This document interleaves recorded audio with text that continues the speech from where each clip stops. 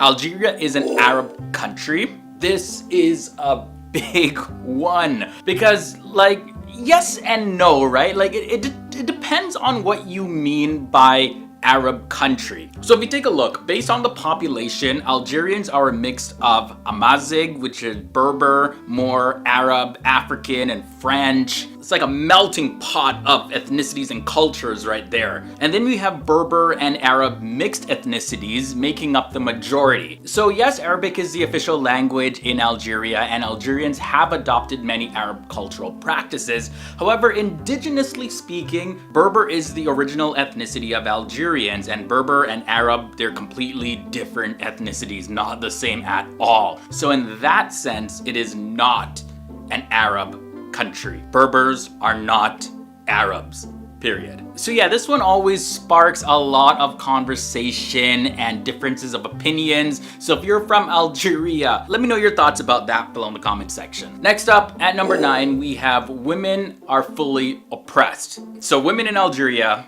let's just look at the facts, right? They make up 60% of the entire student population. So they're educated, they're well educated. Not like they can't go to school or are restricted from getting an education. They also are very prominent in society. And get this, 70% of Algeria's lawyers as well as 60% of its judges are female. And Algerian women make a decent amount of money. Like, they actually really contribute to their household income every single year. So to say that these women are oppressed because they live in Algeria is a total lie. It's not even close to the truth. Now, speaking of women in Algeria, there's another misconception, lie, and stereotype out there. All of the women are witches. Yeah, believe it or not, that belief actually exists. Algerian women and even other North African women, they suffer from the stigma of witchcraft, right? So yes, you'll find the practice of witchcraft done in the country, but normally when people refer to women calling them witches, it's usually used as a derogatory slur. To be honest, I actually don't know where this one stemmed from, but I guess, you know, witchcraft is frowned upon. So like, if you are a witch, it's like, oh my God, you're probably like the worst type of woman. So I don't know, maybe that one stems from cultural practices and just different stereotypes from other nations have come in over time. But just had to go on record to say all Algerian women, they're not witches.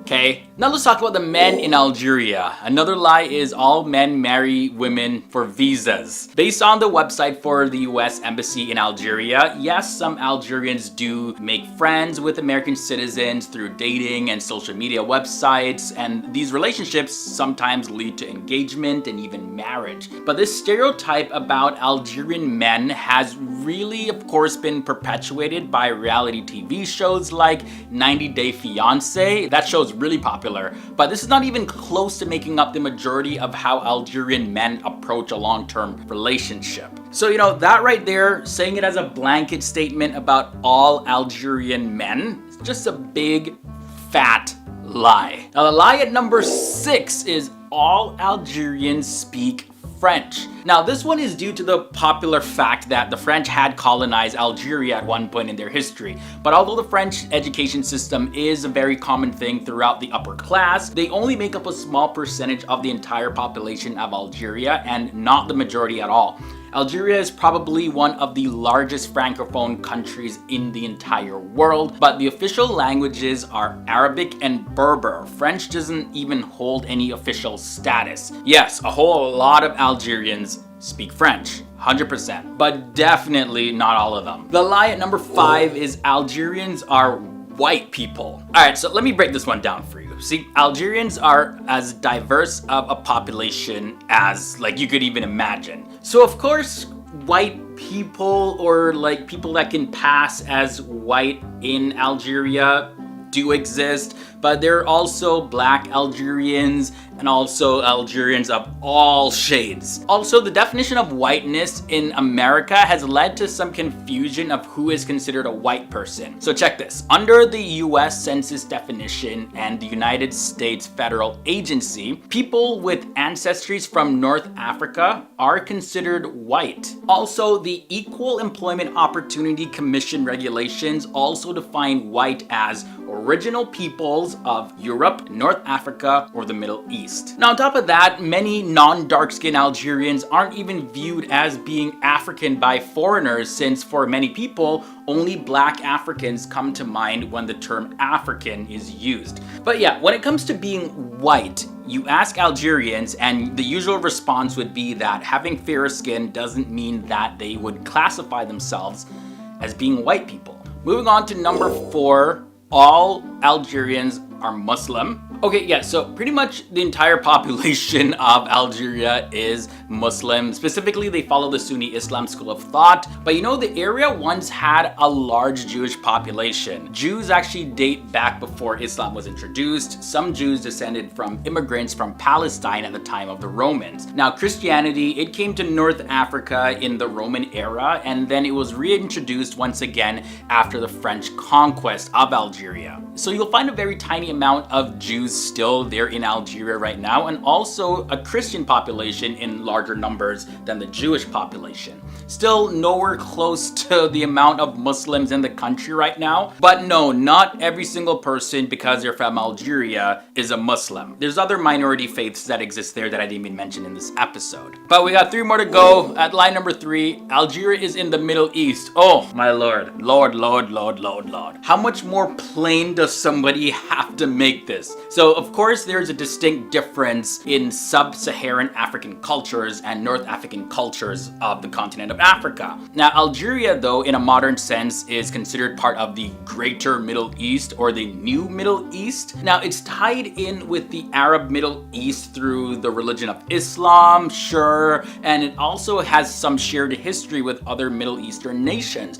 But despite these ties to the Middle East, like what people know as the Middle East, when you look on the map, Algeria is in the continent of Africa, and not even close to the Middle East like Egypt. It's like way over to the west. Maybe these terms, Greater Middle East or the New Middle East, are gonna become more popular, and then the Middle East is gonna shift somehow, but currently, as it stands, Algeria is in Africa. Number 2, it's not safe. Actually, many people have reported traveling to Algeria and feeling very safe in its cities, often feeling even safer than places in Europe and the United States. Algerians are also said to be some of the most friendliest people that you will ever meet. And you know, that point right there actually ties into number 1, the biggest lie. Algerians are terrorists. And you know, this misconception and stereotype and lie really stems from the 90s when Algerians were stereotyped as terrorists. But that's not a common thing that you're gonna find in the cities. Possibly some extremist activity on the outskirts of Algeria bordering other countries, but for the most part, no, they're great people in Algeria. Definitely, Algeria hasn't had the easiest of histories. You know, they really had to fight for their independence. So there's a lot that goes into that. I'm not gonna get into that right now. But I mean, even on a different note, like just reading some of the comments on our videos lately, Algerians, they're very proud of their nation. And honestly, what I'm seeing is a whole lot more love. That's from me and from many other people as well. So now the first thing I want to share is kind of like a bunch of different facts into one, starting at number 10. Algeria is officially known as the People's Democratic Republic of Algeria, and it's a country in the Maghreb region of Northern Africa. Now, Algiers is a capital as well as its largest city. Now, Arabic and Berber are its official languages, and its official currency is the dinar with the currency code DZD. Algeria is bordered by the countries of Morocco, Mauritania, Mali, Niger, Libya, Tunisia, as well as Western Sahara. Now, Algeria is the largest country in Africa. That's something I just found out. I actually thought it was like Egypt or South Africa or something, but no, Algeria is the largest country in Africa, and it has a total area of 2,381,741 square kilometers. It's also the 10th largest country in the entire world. Algeria exports a large amount of natural gas to Europe due to its massive reserves of gas and oil. Now, the export of energy is the country of Algeria's backbone. Algeria is also a member of the African Union as well as the United Nations and also the Arab League. So they got their hands into everything here. Now, we talked about languages in Algeria, but the official language is Arabic. The people speak Arabic, Berber, and you also find them speaking French as well because it was a French colony. Now, Algerian Arabic, called Darja, is spoken by well over half of the population, and although English is not commonly spoken in Algeria, you can find it taught in Algerian schools though. Next up at fact number 7, let's talk about the religion in Algeria.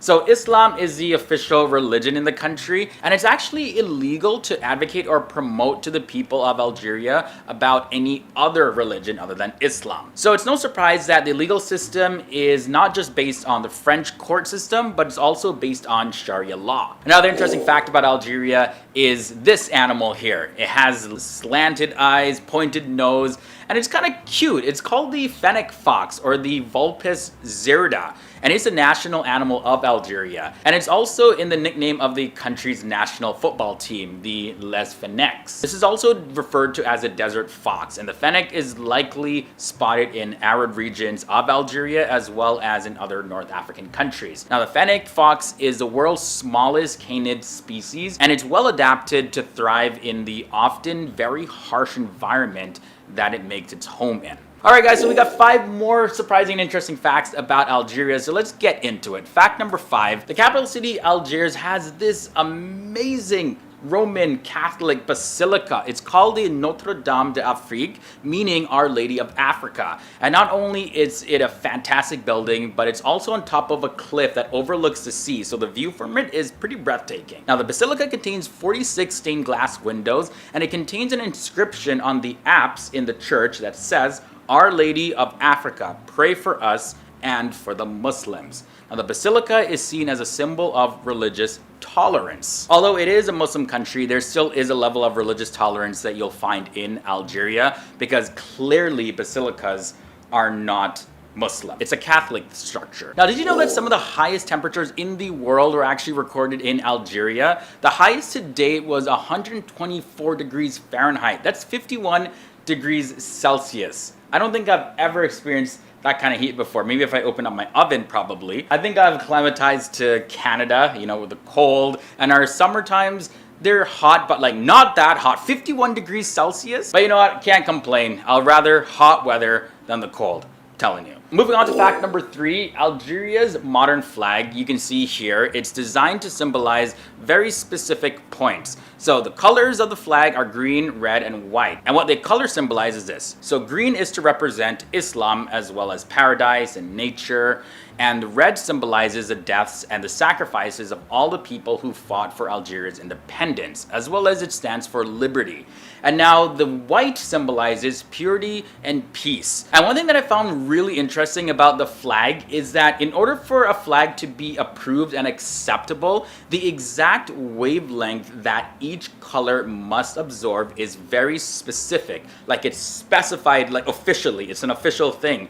And that's pretty unusual to find for a country in Africa to do. Okay, only 2 facts left. Moving on to number 2, the Sahara Desert. Now, of course, we all know it's a massive desert, but do you know that it covers 80 to 90% of all of Algeria? Now, most people living within the confines of the desert are clustered around oases, as well as you'll find them gathered in a few large towns. And this makes life very different than in the north as well as along the coasts. But although it's a pretty difficult area to live in, the Sahara Desert has some amazing scenery. Algeria's territory can be described as being arid as well as semi-arid, just depending on the part of the country that you're in. Now, we can't talk about Algeria without mentioning the music, Rai music. This originated back in the 1930s, and Rai music combines traditional Bedouin desert music with European as well as African influences. And the music uses traditional instruments along with modern synths and drum machines, and it's very popular all around Algeria. And the first thing I want to share with you guys at fact number 10 is Kassaman, meaning we pledge, is actually the name of the Algerian national anthem. And the crazy thing about this was that it was actually composed in jail, and it was first written in blood on the prison wall by an Algerian revolutionary, and at the time he was imprisoned by the French colonial regime. Now, the song was adopted as a national anthem back in the year 1962 when the country gained independence from France. What an origin story for a national anthem, honestly. Also, Algeria is commonly called the country of cherries and dates, and this actually refers to the types of weather that you can experience in Algeria, like the mild climate in the north and a dry, hot climate in the south. Algerian dates are also known to be some of the best on earth. Like, I love dates, I love eating dates, I love going on dates. And visitors are also commonly greeted by being offered dates as well as milk. Located in the Central Sahara are the Ahaggar Mountains, and these are also known as the Hogar Mountains. Now, this mountain range is predominantly made up of extinct volcanoes. The mountains generally have a height of over 900 meters, which is 2,953 feet, and the highest peak, Mount Tahat, rises to a height of 3,003 meters. And that, by the way, works out to be 9,852 feet. But not only is Mount Tahat the highest in the Hogar Mountains, but it's also the highest mountain in the entire country of Algeria. Another pretty interesting fact about the country is that there's free national healthcare, and that was actually implemented by the government in the year 1975, and this really helps out people who are sick or suffer some kind of injury. Now, this came as part of the reconstruction of the country after the massive, deadly, destructive Algerian War. Nearly all of the people living in urban areas and about 80% of the population in rural areas have access to pretty good sanitation. Next fact is about Algeria's literacy rate. It's at 80%. Now, more men actually can read than women, but women have traditionally been discouraged from going to school so that they can stay home and help out their mothers or help around with the house, things like that. And in schools, French is the instructional language. English is also taught in schools as well. And by the way, speaking of languages, I talk a lot more about the languages of Algeria as well as some other interesting facts in part 1. So if you haven't seen that episode, I highly recommend it. Definitely check it out after you finish watching this one. So let's get back into the facts now. At fact number 5, let's talk more about the women in Algeria. Women in Algeria actually make up 60% of the student population. Also, females are pretty prominent in society. 70% of all lawyers in Algeria, as well as 60% of Algeria's judges, are female. Algerian women also make a huge contribution to household income. Gotta love Algerian women. Not only are they absolutely gorgeous, but I mean, they're trendsetters too, they're go-getters, just amazing women. From there though, let's move on into some facts about the food in Algeria. Often considered to be the national dish of Algeria, we have couscous. And couscous is made up of small pellets of steamed semolina topped with various meats or vegetables, and you can mix in different spices with it. Personally, I love couscous. It's just so light and you can do so much with it. And when it comes to Algerian cuisine, the most popular types of meats and vegetables that they use with couscous is chicken, carrots, as well as chickpeas. Personally, for me, I love sprinkling some Parmesan cheese on top of the couscous. Oh, so good.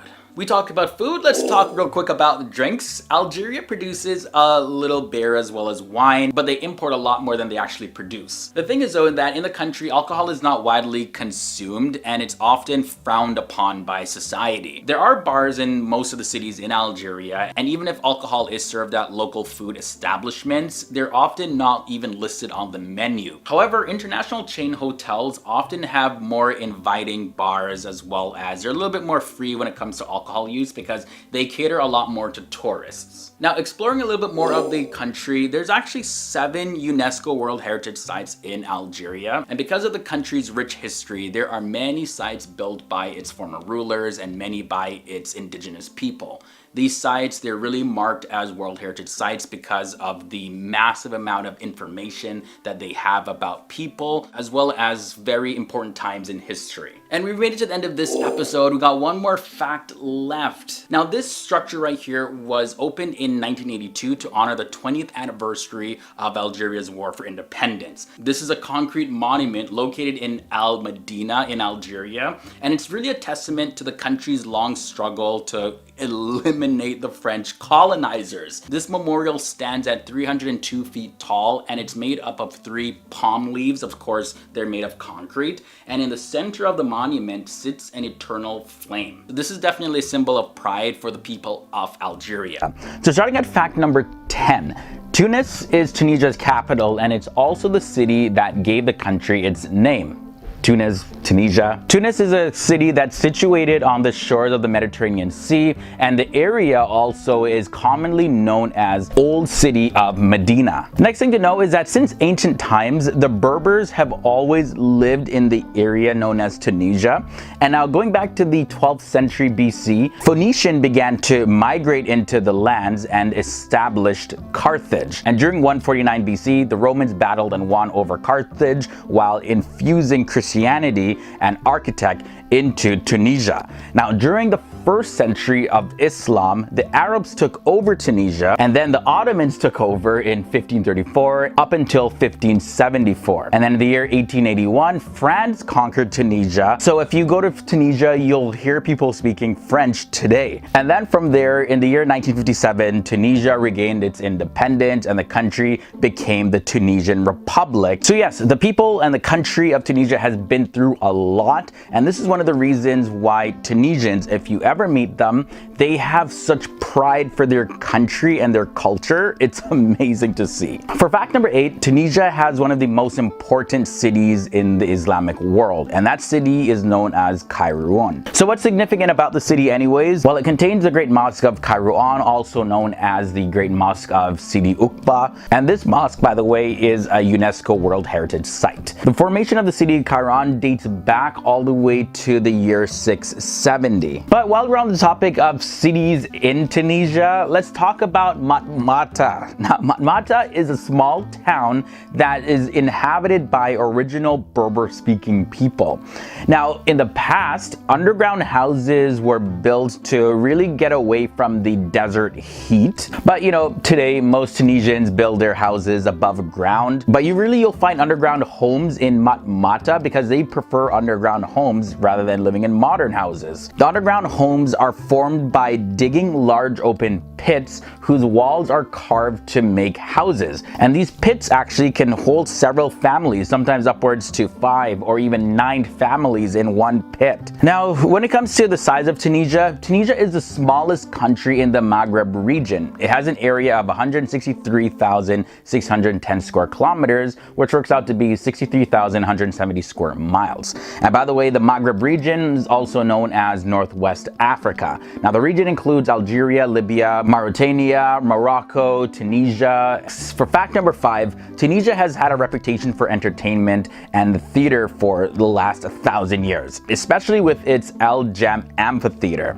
Tunisia has really served as a very popular location for even some big Hollywood movies over the years, and movies have been filmed at the amphitheater, inside and around it. Like movies like Star Wars Episode 4, Raiders of the Lost Ark, these were filmed in Tunisia among many others. And actually, like, we spoke about Matmata already, but that town also is a great location for filming, especially in Star Wars. You can see like the underground huts and everything, like they're actually in the movie. Fact number 4 leads us to the languages in Tunisia. So the official language of Tunisia is Standard Arabic. Although the Tunisian Arabic dialect known as Darija is used in everyday communications as well. Now, other languages spoken in the country, of course, the vast majority, 98% actually speak Arabic, and about 1% speak Berber. Like I mentioned, French is also widely spoken by Tunisians. Many of them are bilingual or trilingual, speaking multiple languages because, you know, of course, English is everywhere. Everybody speaks English in every country pretty much. Now, the next thing I want to talk about, you probably guessed it though, that Islam is the official state religion in Tunisia. According to the Pew Research Center, out of all its followers, 58% are Sunni and 40% are non-denominational Muslims. Now, the Constitution of Tunisia states that the country's religion is Islam, as well as the government is known as the guardian of religion. And the Constitution requires the president of Tunisia to be a Muslim as well. Fact number 2 brings us to couscous, also called koski. Now, what is this anyways? Well, this is actually the national dish of Tunisia. If you Google it, couscous pops up? Well, I know it as couscous. I don't know it as koski, but it's a very popular dish. It's pretty much small steamed balls of crushed durum wheat semolina. And while we're on the topic of foods, another popular dish is shish kebab, as well as there is chakachukaya. That's a very popular salad that's made from onions, tomatoes, peppers, as well as hard-boiled eggs. Tunisia, you're also going to find various types of stews and soups as well. But when it comes to pork and alcohol, you're not going to really find any of those because that's against the Islamic religious code. All in all, the foods in Tunisia are pretty much similar to the surrounding nations as well. They're very Arab influenced, as well as a sprinkle of different cultures from different parts of the world. But the final fact I want to share with you in this episode, and it's probably one of the most recent major historical events involving Tunisia, and that was the Tunisian Revolution, which I have to talk about in this video. Now, the Tunisian Revolution was an ongoing civil protest that started all the way in December of 2010, and it resulted in the resignation of the Tunisian president, and also led to the possible dissolution of the Constitutional Democratic Rally, which was an authoritarian political party that ruled in the country for well over half a century. And historians and analysts will tell you this, that the events in Tunisia, they're considered to be the spark that set off similar protests and revolutions throughout the Arab world. And the movement, you probably heard this term, was known as the Arab Spring. And since then, Tunisia has made pretty good strides when it comes to their governmental structure, being a lot more democratic. But even though tensions may still be a little bit high due to that event, Tunisia is still an amazing, fascinating, and culturally rich country that I'm so glad I had the opportunity to share the facts about the country with you.